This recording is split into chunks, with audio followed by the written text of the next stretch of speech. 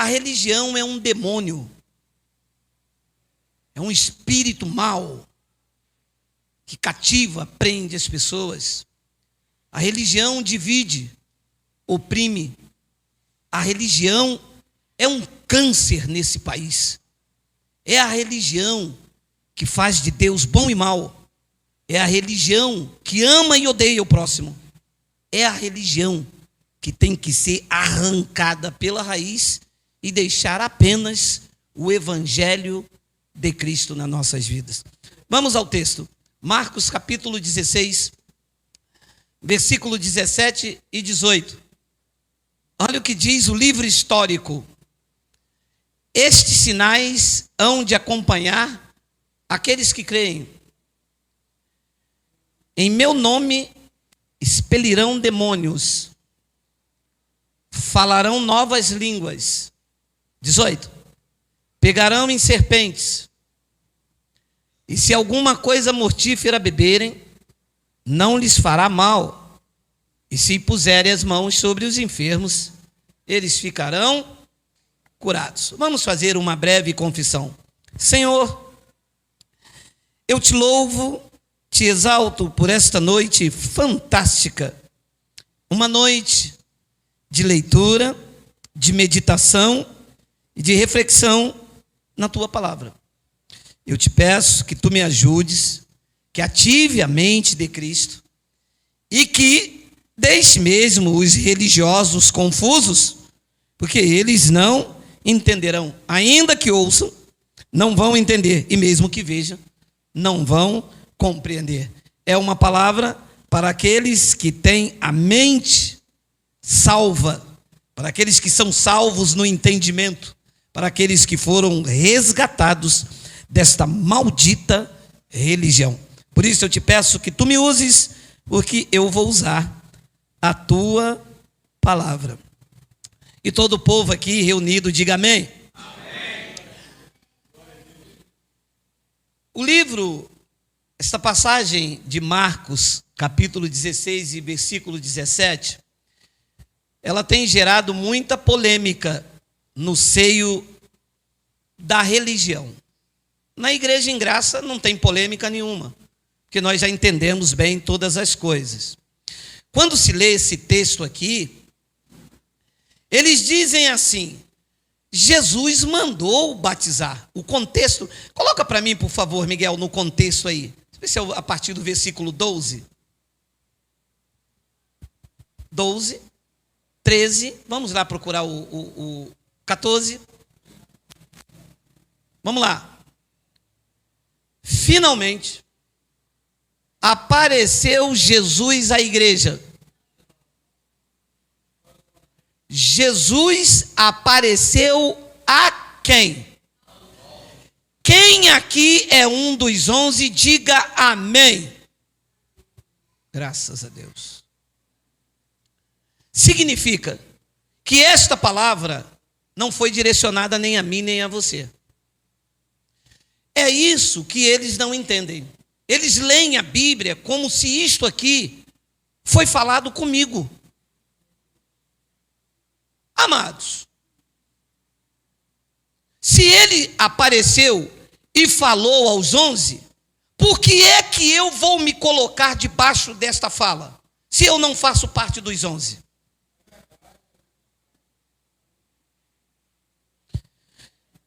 Aí um bonito, vocês sabem, né? Quando eu chamo de bonito, vocês sabem, é porque da mesma boca não pode sair bênção e maldição, porque se pudesse, Então um bonito me disse: você está trazendo uma nova forma de pregar. Ui, você acertou em cheio, meu lindo. Porque a forma que vocês trouxeram está equivocada. Ora, eu não faço parte dos 11. E o que ele disse nesse relato, ele disse aos 11. Aonde isto se aplica em mim? Se eu sequer estava nascido, e sequer eu estava ali. Então, ele está dando uma orientação aos 11. Note, nem Paulo, que é o apóstolo dos gentios, está presente. Correto? A tradição não entende. Mas nós que somos imitadores de Paulo e que andamos segundo a doutrina de Paulo, não, Paulo não está ali, está os 11, porque um era Judas, não está mais entre eles. Então, apesar de Jesus de Nazaré ter já ressuscitado, ele volta de novo ao corpo físico.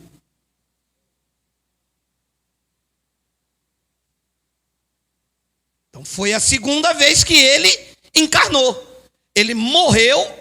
Quando ressuscitou, ele não volta no espírito e o corpo fica no túmulo. Ele volta de novo no corpo de Jesus de Nazaré. Quem está falando com eles aqui não é o Cristo ressuscitado. O Cristo ressuscitado aparece a Paulo no caminho de Damasco. Quem está falando com ele, com os 11 aqui, era Jesus de Nazaré. Embora já tinha passado a ressurreição, ainda estava no corpo, voltou de novo no corpo de carne. Tu te lembras? Quando estavam todos eles reunidos e ele mostrou a mão furada a Tomé? Então não era o Cristo ressuscitado. No espírito, em espírito. Era o Cristo ressuscitado no corpo de Jesus de Nazaré de novo. Significa então que tudo isto que nós vamos ler ainda era o véu doutrinal. Instruções para os 11. Instruções para os pregadores da lei. Então, o relato aqui é uma instrução para os judeus.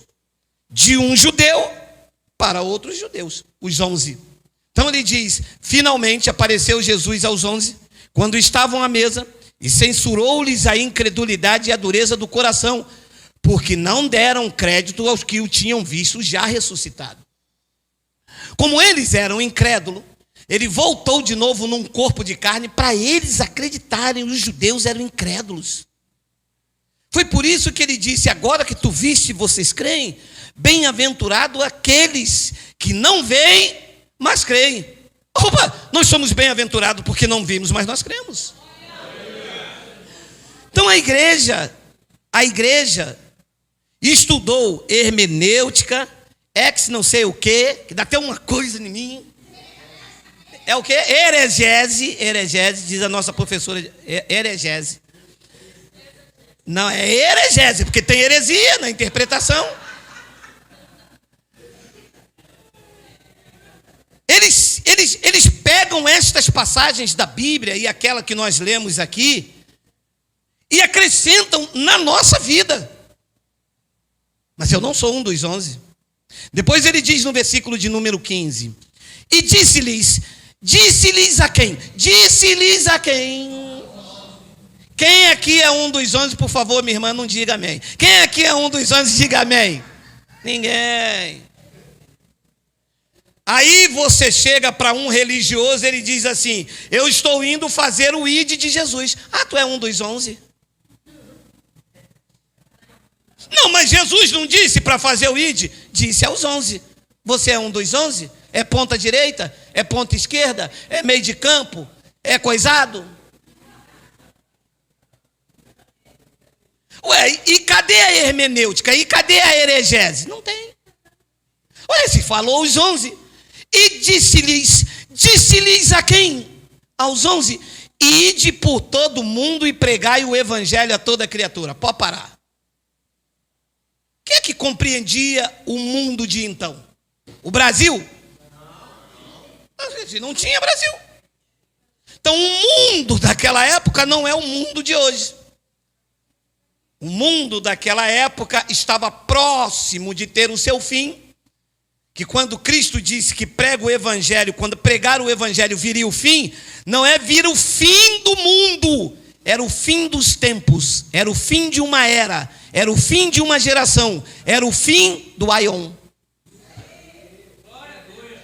Aí o Senhor aprende isto como? Sei lá. E estudando na escola de vocês aqui não foi? Estudando bacharelado aqui não foi?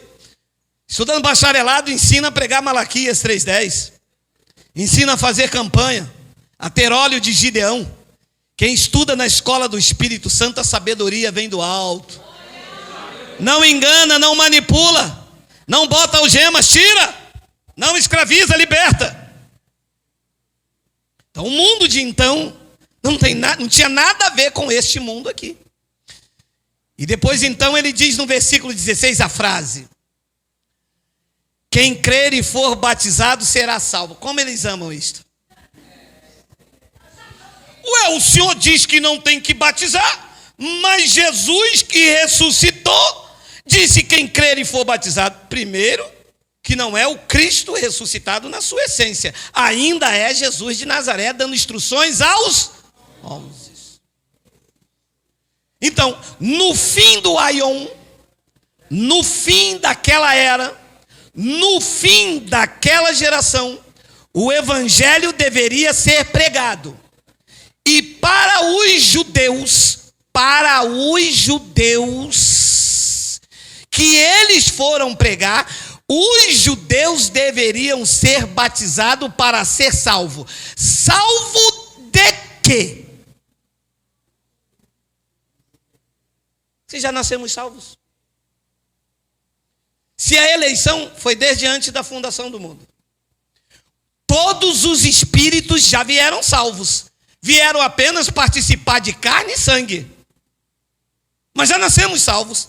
Viemos salvos. A nossa carne é que se perdeu. Mas já estava depois da cruz. Os espíritos já estavam reconciliados. Ele disse: quem crê e for batizado seria salvo de quê? Da tribulação que iria acontecer daqui a alguns anos. Em meados de 66, Israel foi perseguida pelo Império Romano. Ele disse: quem crer e for batizado será salvo. Os 11 batizaram nas águas. Filipe batizou eunuco. Pedro batizou alguns irmãos. Saulo, quando se converte, também batiza, porque se converteu debaixo da igreja primitiva, debaixo do judaísmo, não tinha recebido a revelação da graça e cumpria as instruções dadas aos 11, porque Paulo frequentava a igreja em Antioquia. Paulo jejuava lá na igreja, Paulo andava com os judeus, vivia como os judeus. Então Paulo começou a batizar também. Quem não cresce seria condenado. Viria o juízo e seria condenado. No time do decorrer, os gentios que viviam naquele aion precisavam ouvir também o evangelho. Só que para os gentios, as instruções não veriam dos 11. Veria de Saulo, Shaul, que não tem nada a ver com Paulo. João Ferreira de Almeida, olha, eu te amo, meu irmão. Não, deixa eu abrir um parênteses na mensagem aqui. Gente, como é que pode um homem chama... Primeiro que não é Saulo, é Shaul. Como é que um homem chama Shaul, muda para Saulo? Tá, eu aceito. Não deveria, mas aceito. Mas mudar de Saulo para Paulo, não dá. Cara, o teu nome é Ricardo. Aí você passa, é cristão. Aí eu vou te chamar de Joaquim. Pode isso? Não pode. Mas os doutores da igreja estão aí, nunca corrigiram isso. Já viu alguém corrigir isso? O cara era Saul. Aí passou para Saulo. De Saulo ele acorda de manhã, toma café. No próximo versículo ele é Paulo. Olha, mas de Saulo para Paulo? É como chamar José de Joaquim. Ou Maria de Macedo. Ou Macedo não.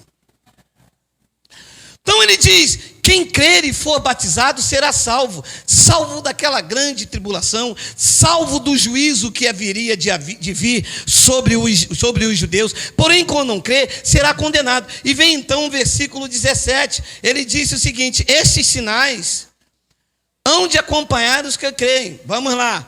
Em meu nome expelirão demônios. Vamos parar um pouco aqui.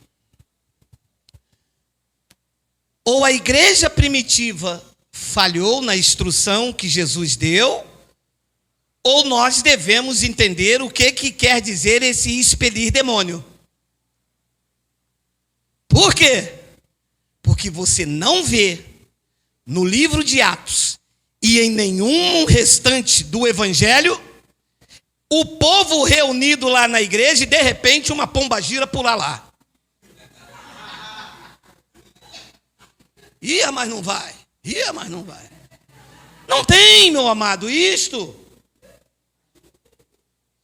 Você pode ler de Atos a Apocalipse. Não há uma passagem na Bíblia em que os cristãos estavam lá reunidos falando do Evangelho e um espírito se manifestava com mão para trás, fumando um charuto, bebendo um marafo. Não tem.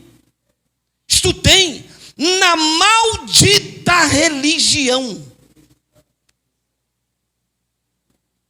Você pode ler Atos, você pode ler o que você quiser, você não vê.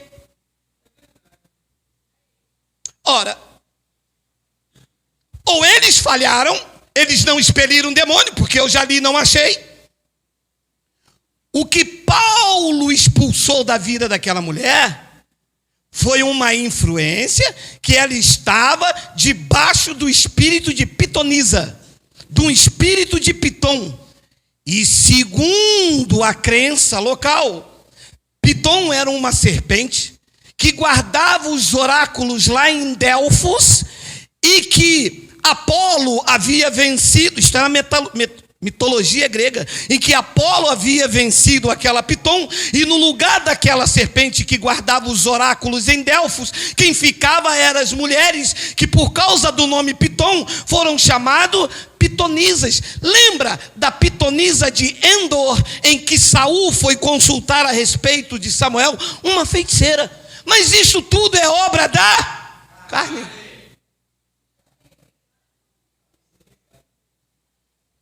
E a igreja está aí influenciada por esses espíritos. Para eles, expelir demônio é fazer uma reunião aqui e o pastor aqui ficar invocando Satanás na vida da mulher. E por que você faz isso, pastor? Porque Jesus mandou expelir demônio. Ora, se Jesus mandou expelir demônio, não mandou os pastores, mandou os 11, e não tem nenhuma passagem na Bíblia onde os 11 expeliram o demônio, duas coisas devem ser analisadas. Ou esses apóstolos aqui falharam, porque eles não expeliram demônio. Não tem. Eles não gostam de mim por causa disso. Eles querem atacar o lado pessoal. Querem falar que o cabelo do Geraldo é duro, que ele usa sabão de coco. O que tem isso com a minha vida, meu amado? Não tem nada a ver. O cara botou no comentário: é porque você parece que não usa shampoo, usa sabão de coco. O que isso tem a ver com o evangelho, meu Deus? Não gosta de mim, não. Você é muito feioso, tá?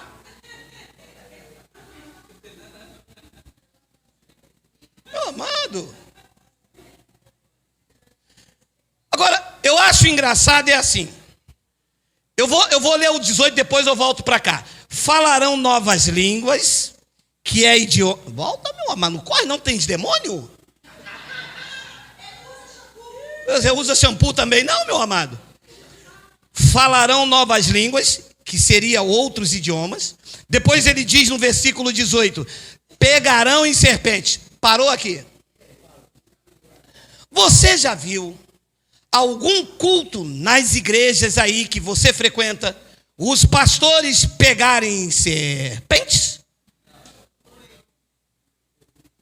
Ué, por que é então que só fizeram doutrina de expulsar demônio? Naquela frase lá, expulsar demônio, mas o versículo não termina ali. O mesmo texto que diz para expulsar demônio, diz para pegar em serpente. Você já foi a algum culto que o pastor falou: nós estamos aqui obedecendo a Jesus? Que isso, pastor? Uma jararaca. Ué, pastor, mas uma jararaca? Ué, vocês não conhecem Bíblia, não? Jesus mandou pegar em serpente. Tem para pegar a sogra, né, meu amado? Meu amado, Depois ele diz: e se beberem alguma coisa mortífera, não lhe fará mal algum. Segura aí, vocês já viram algum pastor numa igreja pegar um copo de veneno e falar: eu vou mostrar para vocês que eu obedeço a Jesus, está aqui um copo de veneno. Ai, como eu torceria para eles fazerem isso, mas eles caíram fedendo.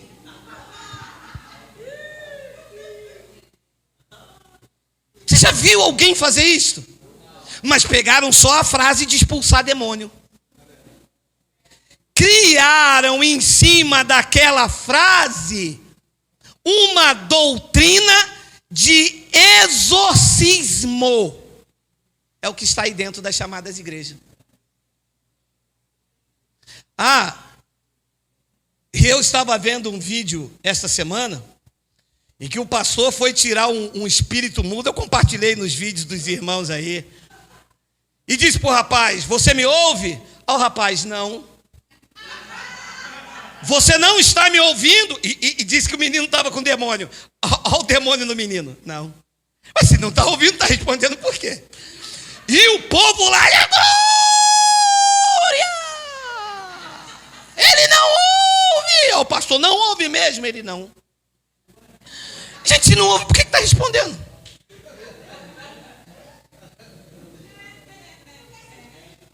Meu amado, deixa eu acabar de ler o relato. Olha assim, olha: e se impuserem as mãos sobre os enfermos, eles ficarão. Olha, me entenda, tá? Eu creio que Jesus cura, mas essa cura feita na igreja, que você tem que levar o envelope, milagre com hora marcada, isto é a maior baderna. Porque eles dizem que cura todo mundo, mas quando leva a facada vão ser internados no hospital sírio-libanês, um dos mais caros do Rio de Janeiro. Eles: que é isso aqui, meu amado? É ele, meu amado. Eles dizem que eles fazem milagre, mas quando você procura a esposa dele, está nos salões de estética gastando milhões do dízimo das pessoas. Estica aqui. Chama botox. Faz milagre e ora pela velha.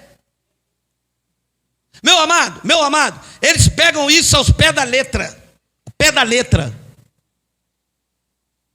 Eu queria ver eles lá no INCA, onde nós já fomos centenas de vezes, eles lá no INCA falar assim: Deus me mandou para curar os enfermos. Enfermos, todos vocês levantam aí. Eu queria ver eles fazerem isso. Se eles tivessem mesmo o poder de Deus, meu amado, os hospitais estavam vazios, as farmácias estariam fechando, não havia ninguém curado. Eles são feiticeiros, são bruxos, enganam as pessoas com uma doutrina cheia de heresia e cheia de mentira. Os demônios ali eram os espíritos maus que estão dentro dos homens, governando em nome de Deus. A maior fonte de lucro nesse país, não vou falar nenhum dos outros, a maior fonte de lucro chama-se Jesus de Nazaré. Isto é a maior fonte de lucro desse país. Quer ficar rico? Fala em nome de Jesus de Nazaré. Você manda as pessoas vir para uma campanha. Se acontecer alguma coisa, o pastor é cheio da unção de Deus, Jesus de Nazaré está na vida dele. Se não acontecer nada, é porque você não tem fé nenhuma, não pegou o voto com fé. E eles enriquecendo cada vez mais. E vocês tendo que trabalhar cada vez mais ainda. Meu amado, esta prática de exorcismo não é uma prática da igreja cristã. Não há relato de possessão depois da cruz de um Exu ou de uma pombagira. Os relatos que existem é: primeiro, Paulo repreendeu uma mulher que estava debaixo de uma influência de uma idolatria. Um espírito de piton, de pitonisa, de adivinhação. E o segundo, quem cometeu prática não era cristão. Já vou te mostrar daqui a pouco. Esta prática de exorcismo não foi feita pelos apóstolos. Foi feito pelos filhos de um sacerdote. era uma prática comum em Israel dos mestres rabinos. Cristão, na Bíblia, nunca teve essa prática de exorcismo. Depois da Bíblia, olha, depois da cruz, quando eles receberam essa comissão de expelir demônios, que eram espíritos maus na vida, está lá em Atos, capítulo 5, versículo de número 14, por favor, Miguel. E crescia mais e mais a multidão de crentes, tanto homens como mulheres, agregados ao Senhor. 15, a ponto de levarem os enfermos até pelas ruas e colocarem sobre leitos e macas, para que ao passar Pedro, ao menos a sua sombra se projetasse em algum deles. Segura!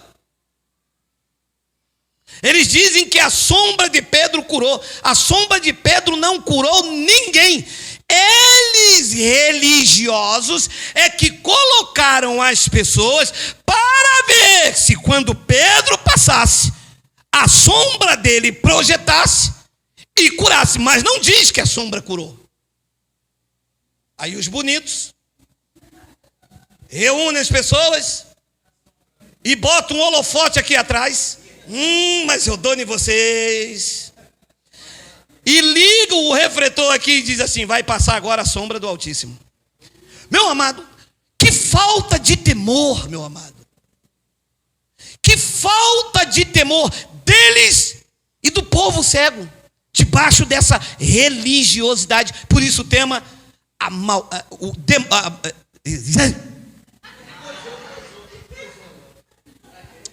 falei novas línguas. Religião, um demônio a ser expulso. Mas eles não perdem tempo. Qualquer brecha que dá ênfase à religiosidade, eles usam para tosquear os leigos, os incautos. Sem pena, com crueldade. Muitas das pessoas com dinheiro contado de um remédio, pagaram gás. Eles usam de manobras para tomar o dinheiro das pessoas. E quando eu abordei um dos seus obreiros, um cão guloso, ventre preguiçoso, ele disse: mas você não prega a Bíblia? Está na Bíblia. Se a sombra de Pedro curava, tu imagina a sombra desse bispo. Vem aqui que eu desligo a luz, bispo. Tua sombra e você serão reduzidos a nada. Não existe sombra de Altíssimo, meu amado. Não adianta vocês ir lá na lei de Moisés e dizer: o povo anda debaixo da sombra do Altíssimo. E vocês botaram um refletor, levantar a mão, e o povo ainda acredita nisso. Graças a Deus que Cristo te tirou de lá. Graças a Deus que vocês não engordam mais o cofre desses cães gulosos, desses mentirosos, desses feiticeiros. E diz então o versículo de número 16. Afluía também muita gente das cidades vizinhas a Jerusalém, levando doentes e atormentado de espíritos imundos, e todos eram curados. Atormentados com espírito imundo, segundo a ótica judaica. Atormentados, possesso. A medicina era precária, não tinha um laudo correto. As pessoas tinham surtos psicóticos, as pessoas tinham histeria, epilepsia. Hoje, se um epilético cair dentro da igreja, passar mal, eles gritam logo: eia, é o demônio! Pula em cima do homem, e o homem baba, ele diz que é Exu, e o homem respira, ele diz que diz tanta coisa, meu amado. Amados, não existe possessão. Existe que quando eles estavam lá, os doentes, atormentados de espíritos imundos, e todos eram curados. Não mostra ninguém se manifestando dentro das igrejas, como esse palco armado aí dentro. A igreja deixou de ser um local para pregar o evangelho e virou uma prática de exorcismo. E eles estão igual os filhos de Seva. Eu acho que é Seva. Atos capítulo 19, versículo 13 e 14. Olha onde eles estão. E alguns crentes, e alguns dos apóstolos, e alguns quem? Judeus. Não eram crentes, não eram cristãos. Não estavam debaixo daquilo que Jesus falou. Eram judeus exorcistas. Essa prática era feita pelos rabinos que viveram na Babilônia, eram seguidores da religião predominante da época chamada zoroastrismo. Era uma religião monoteísta que prestava um culto a Ahura Mazda e que, segundo eles eram possuídos por força negativa, responsável pela doença, morte e tudo que estivesse ligado ao negativismo. Zoroastrismo está dominando a igreja evangélica. A igreja, grande parte, não são todas, volta com as pedras, não são todas, mas grande parte das igrejas evangélicas, ao invés de estar debaixo da unção do Espírito Santo, estão debaixo do zoroastrismo, de uma idolatria, estão debaixo de uma prática de exorcismo, reunião para invocar o mal, reunião para expor as pessoas aos ridículos, treinam os seus obreiros com toalhinha, para na hora que as mulheres caírem aqui, cobrirem as mulheres e as vidas expostas. Deus não envergonha os seus filhos. Deus não é um Deus de caído. Deus não quer ninguém debaixo desse zoroastrismo, dessa idolatria, desse palco de perturbação que se tornou a igreja evangélica. E alguns judeus exorcistas ambulantes tentaram invocar o nome do Senhor sobre os possessos de espíritos malignos. Então, quando uma pessoa estava com espírito mau, com um daimon kakos, quando uma pessoa estava perturbada, como eles viram os feitos de Jesus de Nazaré, eles tentaram também invocar o nome de Jesus.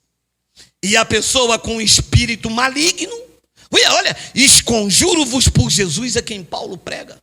É isso que se fazem aí fora. Prática de quê? Frisa lá em cima para mim, Miguel. Frisa lá em cima lá. Isso aí que eles estavam fazendo era o quê? Uma prática de exorcismo. Uma prática condenada por Deus, que está aí dentro das chamadas igrejas. Está aí para envergonhar as pessoas. Quando Jesus aparece curando os endemoniados, os enfermos, surgiram também os exorcistas usando o nome dele.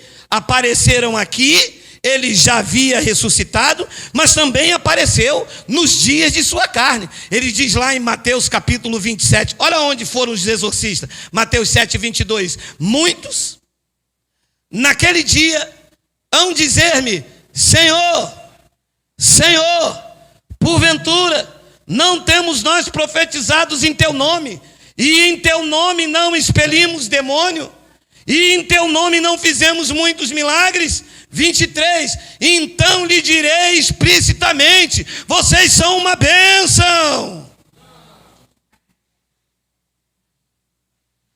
Se nunca conheceu, e por que expulsava demônios?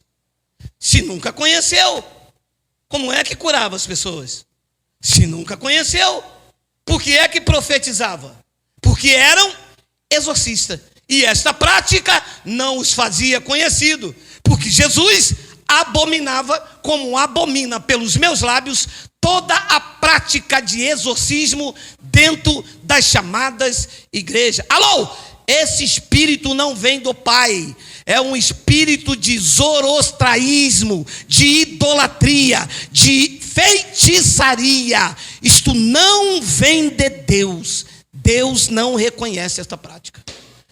Ele disse: então lhes direi explicitamente: eu nunca vos conheci, apartai-vos de mim, porque o que vocês estão praticando, expulsando o demônio, profetizando e curando, isto é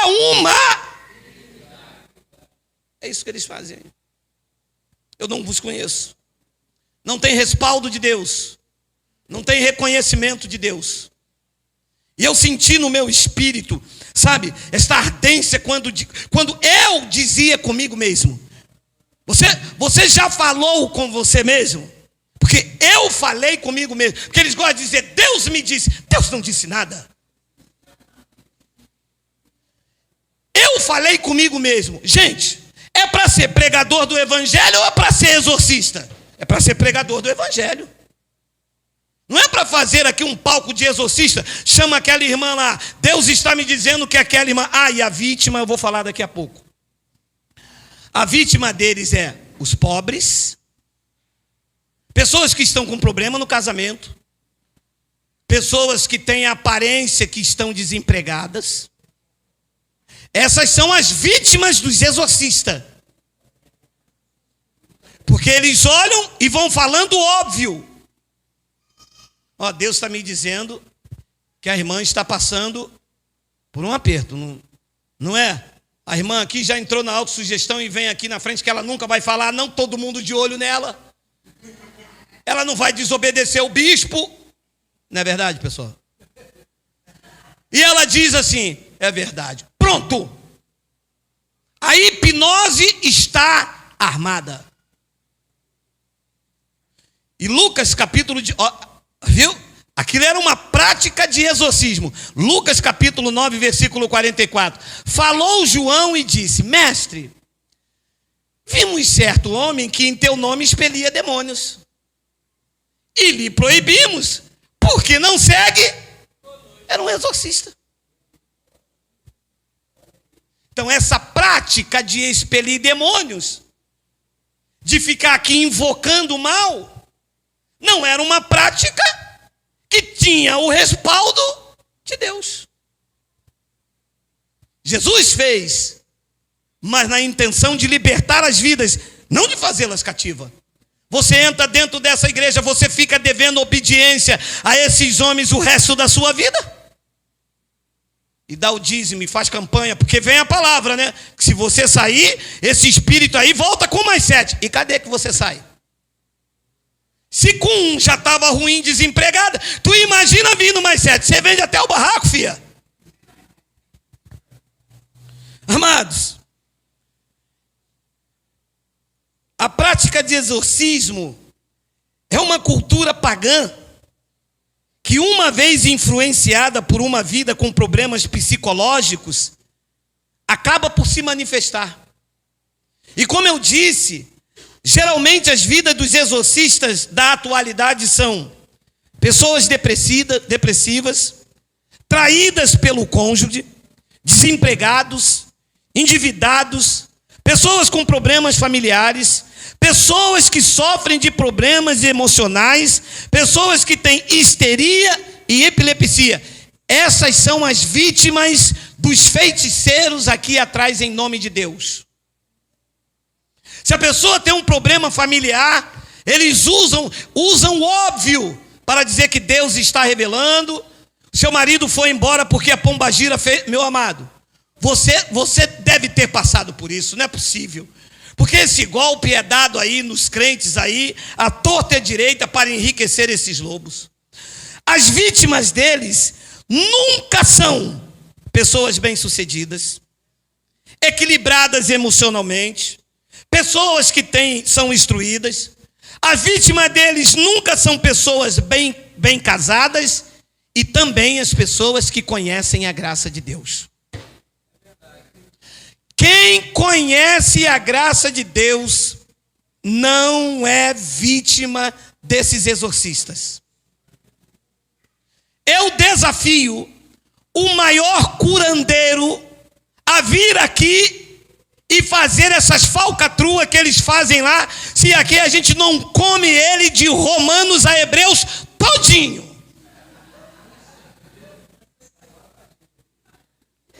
Se aqui ele não cai aqui, durinho aqui para trás, babando. Porque isso não existe. A pessoa com problema familiar, com distúrbio psicológico, a pessoa desempregada, com problemas emocionais, com uma mãe doente, a pessoa entra mesmo nesse golpe, porque ficamos fragilizados. E em nome de Deus, eles vão profetizando o óbvio. Graças a Deus que nós nos livramos disso. Graças a Deus que com o advento da graça de Deus, os nossos olhos foram iluminados. E hoje, em mim, há uma certa vergonha de como eu me deixei enganar tão fácil. Logo eu, que dizia que conhecia a palavra, frequentador da escola bíblica dominical, logo eu. E quando a graça veio e iluminou os olhos do meu entendimento, eu disse: meu Deus, como tu és maravilhoso. Este conhecimento precisa chegar a outras pessoas que estão nesta hora vendo Deus como malvado, como cruel, que Deus vai soltar a mão. Quantas pessoas já não dormem direito, não comem direito, não vivem direito, perderam o brilho da vida, porque estão debaixo desses feiticeiros, desses invocadores de males, desses exorcistas ambulantes. Alguns são exorcistas ambulantes, vão para a praça invocar diabo na vida, demônio na vida das pessoas. E quando nós falamos que não é diabo, é a carne do homem que é má, está dentro deles, eles se levantam raivosamente. Por quê? Porque estão associados com esses espíritos maus que sustentam esses feiticeiros ambulantes. Eles vão na praça, eles vão na casa, eles entram dentro da casa das pessoas e dizem assim: Deus está me mostrando que a tua casa tem um Exu. Já entraram na minha. Deus está me mostrando aqui que fizeram um trabalho, a Pombagira fez um trabalho para destruir teu casamento. Meu amado, se vai destruir meu casamento, não é Pombagira, pode ser a minha carne ou a carne da minha mulher. Desse reggae a gente não come mais não. Rua! Olharam para mim e disseram: o senhor vai ver só, aqui vai entrar mais 7 demônios, só se for você e tua corja de mentiroso, um presbítero, um diácono, um obreiro. Esses são os demônios que na minha casa não entram, que eu vou jogar o cachorro em vocês.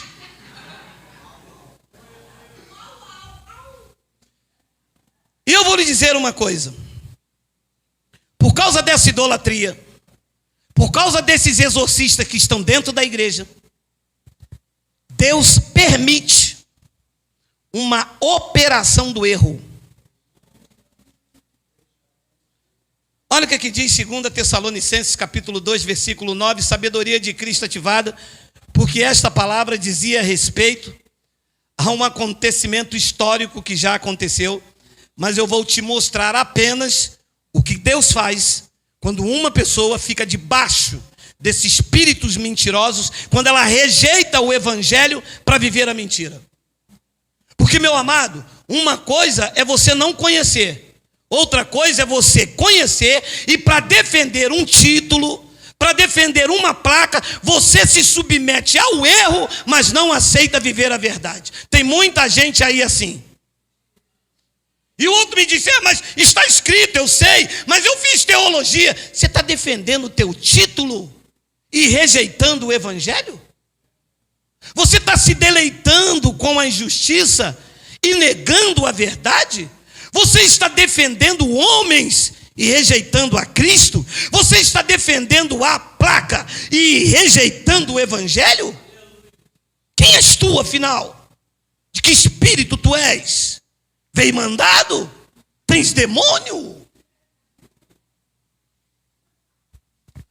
Ora, disse Paulo, no ano 52 a 53 da primeira era cristã, Paulo disse que o aparecimento do iníquo, este iníquo aqui era o general Tito, filho do imperador Vespasiano.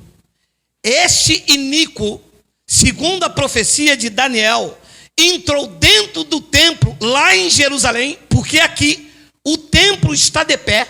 Entrou dentro do templo lá em Jerusalém, matou os sacerdotes, destruiu o lugar santo e se assentou lá dentro como o próprio Deus. Que o aparecimento do iníquo é segundo a eficácia do opositor, a eficácia de Satanás, que se opunha contra os cristãos no primeiro século, que perseguia a igreja, e um deles aqui decapitou Paulo. O autor dessa carta morreu pouco tempo decapitado em Roma. Depois ele diz: com todo o poder e sinais e prodígios que são da mentira. Sinais, prodígios, poder, mas que são da mentira. Pega o seu carro, ou vá de ônibus, ou vá de Uber, ou vá na asa de um querubim. Vá lá na Aparecida do Norte e você vai ver quantas pessoas dando dinheiro, dando carro, dando casas, dizendo que alcançaram uma graça, alcançaram um milagre. Alô, eu não estou aqui para diminuir a fé de ninguém, porque eu já disse que eu analiso a fé, eu analiso os textos. Aparecida é um ídolo. Maria não está viva, não pode interceder por mim nem por ninguém. Ao homem está ordenado morrer uma vez só. Maria morreu. O túmulo que está vazio não é o de Maria. O túmulo lá em Jerusalém não é de Buda. O túmulo vazio lá em Jerusalém não é de Michael Jackson. O túmulo vazio é do Salvador, mas ele está nas nossas vidas.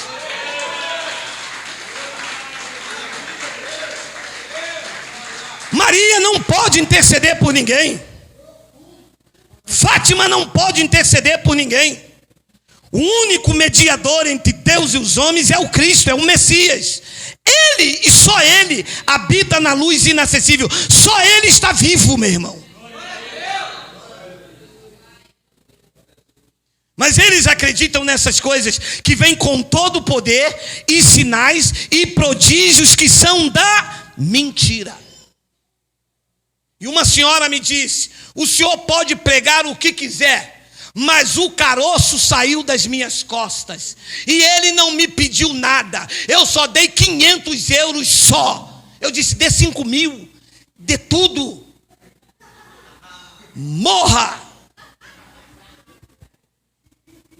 Que estão aí debaixo de feiticeiros, sustentando essa corja de ladrão.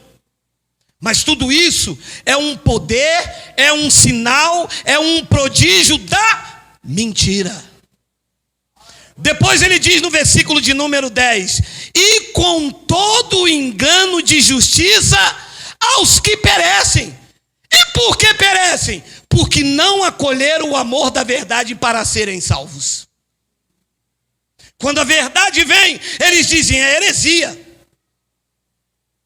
Quando a verdade vem, eles dizem: não, está escrito aí que o batismo é nas águas, mas o meu batismo é segunda-feira. Já paguei a excursão, já comprei o roupão, a máscara, a nadadeira, para me ficar cada mergulho é um freio. Já comprei. Eu vou fazer o quê? Eu vou jogar fora? Geraldo, não jogue fora, vá, compre um balão de oxigênio, mergulhe bem fundo, pegue siri, pegue caranguejo, pegue tudo. E vai. Segura na mão de Deus. Segura na mão de Deus. Mergulhe. Se você não acolhe o amor da verdade para entender que o batismo dos gentios não é na água, é na cruz da cruz, mergulhe. E fique debaixo desses espíritos de mentira. A vida não anda. É tristeza, é um vazio, crentes debaixo de psicotrópicos, filhos nas drogas, marido desempregado, passando aperto, dependendo de canequinha de açúcar do vizinho. Ande debaixo deles, mergulhe, mas mergulhe também na miséria, mergulhe também na pobreza, mergulhe também mergulhe. Porque não há, oh, meu amado, eu vivo a perfeita paz. Porque quando esta palavra se revelou na minha vida, eu disse: vai vir um mundo inteiro contra mim, mas eu vou acolher o amor da tua verdade. O sistema diz: é heresia. O evangelho diz: é a minha verdade. O sistema diz: Jesus é a rosa de Saron. A verdade diz: eu sou o Espírito. O sistema diz: ele é a porta, passe por aqui. E a verdade diz: não, esta é a porta estreita, aonde heresia não entra, aonde doutrina de homem não entra, aonde não entra sal, não entra óleo, não entra em nada, se não for por a revelação do Evangelho. Eu acolho o amor dessa verdade e eu sou salvo desses cães gulosos, desses feiticeiros, desses bruxos, desses exorcistas. Maldita religião, a hora de vocês está chegando.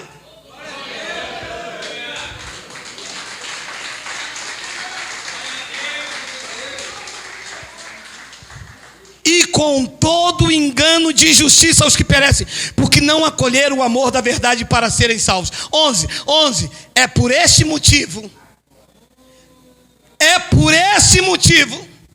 pois que Deus lhes manda a operação do erro para darem crédito à mentira.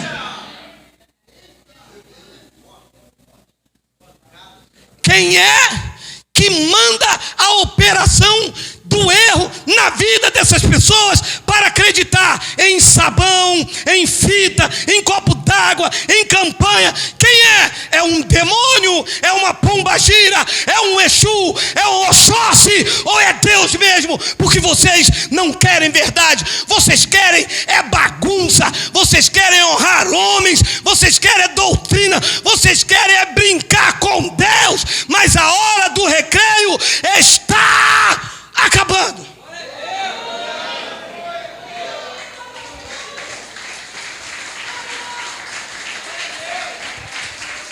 Bruxos, feiticeiros, exorcistas, vocês estão denunciados pela revelação da palavra. É por este motivo, pois que Deus lhes manda a operação do erro para darem crédito à mentira. Ui! E eu já vivi debaixo desta operação. Não adianta ir lá no monte não, botar... O outro disse para mim: Geraldo, eu vou jogar o seu nome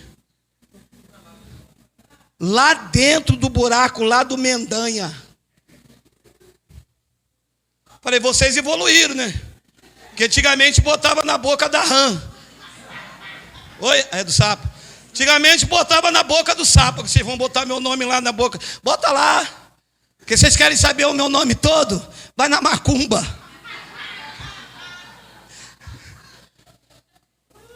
Vai botar meu nome, meu amado. Recortou papel de jornal, pegou uma folha A4 e escreveu: nós vamos botar o teu nome no monte. Bota, meu irmão. Quero ver botar o meu nome num monte de dinheiro. Pega um monte de dinheiro assim, bota assim: esse dinheiro é de Geraldo. E fica lá. Coloca lá, meu irmão. Vocês estão debaixo da operação do erro. Depois Deus diz então, o Evangelho, Paulo diz, perdão, no versículo 12: a fim de serem julgados todos quantos não deram crédito à verdade. Antes, pelo contrário, eles se deleitaram foi com a injustiça.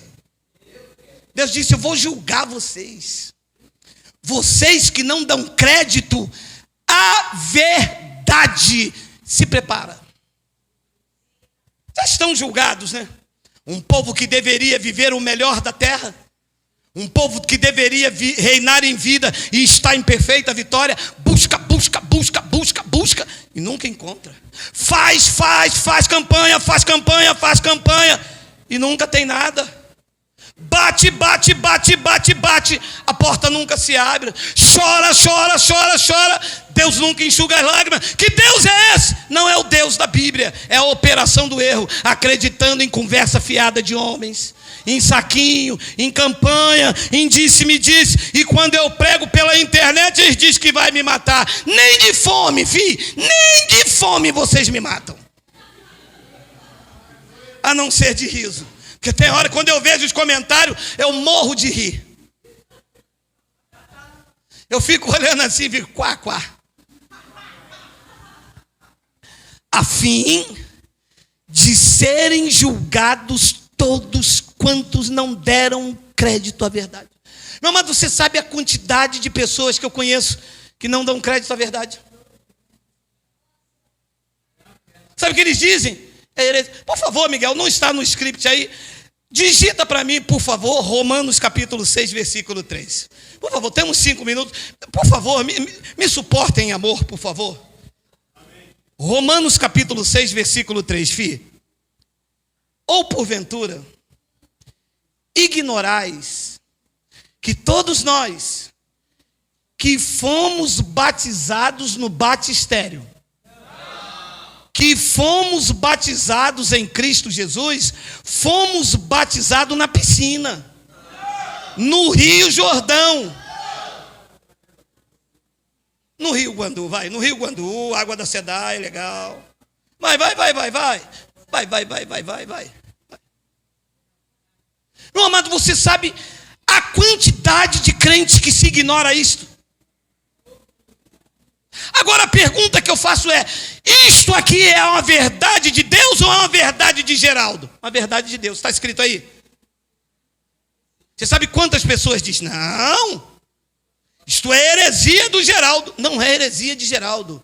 Isto é palavra do Cristo ressuscitado. Vocês não podem ignorar que o batismo de vocês gentios não é nas águas. As águas eram um ritual simbólico, era uma sombra até que o mais poderoso viesse. Mas o mais poderoso já veio. João disse: eu batizo com água, mas após mim virá um que é mais poderoso.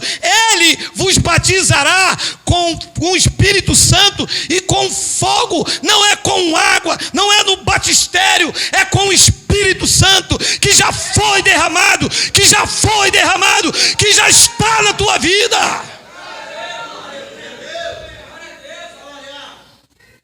E sabe o número de crentes que se ignora isto?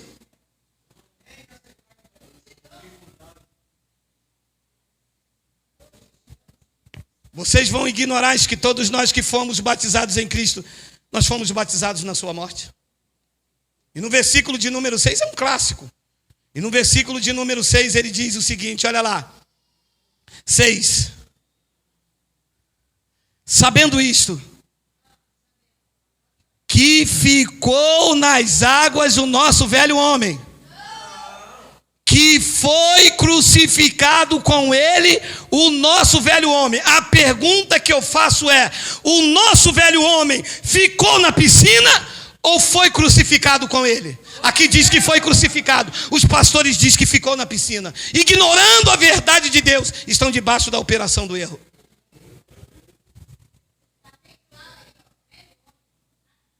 Meus amados, isto é a verdade de Deus. O que se prega aí fora é uma mistura de evangelho com macumbogélio. É vela, sal grosso, uma verdadeira sessão de descarrego, um terror psicológico, um palco que deveria ser, porque não é púlpito, também não é altar. Altar neste pacto é paganismo, nosso altar é Cristo. É lá que está o nosso coração como oferta verdadeira. Isto aqui não é um altar de Cristo, isto é um tabrado. E os deles aí fora é um palco, aonde ao invés de ter pregação do evangelho, tem um terror psicológico, um palco com gritaria, histeria, surto e exposição ao ridículo. As vidas oprimidas vão em busca de libertação e acabam sendo vítima de exorcistas, curandeiros que cobram caro de suas práticas para as pessoas. Mas o evangelho te mostra a liberdade em Cristo, sem dor e sem sofrimento.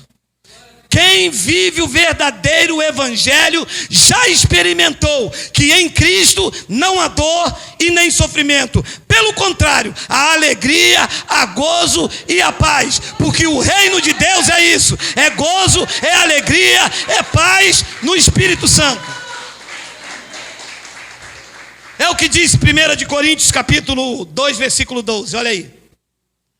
Ora, nós não temos recebido o Espírito do mundo, e sim o Espírito que vem de Deus, para pularmos na igreja, ficar com gritaria, com histeria, com a mão para trás.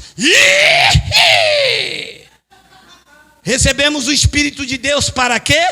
Para que conheçamos o que por Deus nos foi dado pagando o preço, fazendo o sacrifício, sofrendo. Você recebe o gratuito de Deus? Quem recebe aí? Quem recebe gratuitamente, de graça?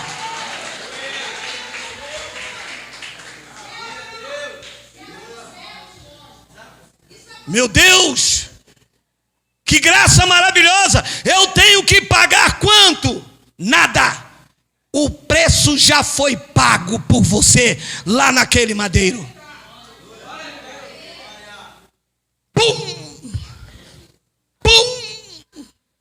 E ele disse: eu tenho sede. Deram vinagre, furaram. E ele disse: está consumado.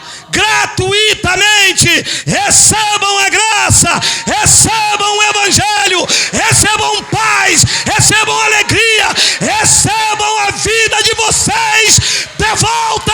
É a graça, é a graça, é a graça. Diga glória a Deus, diga glória a Deus.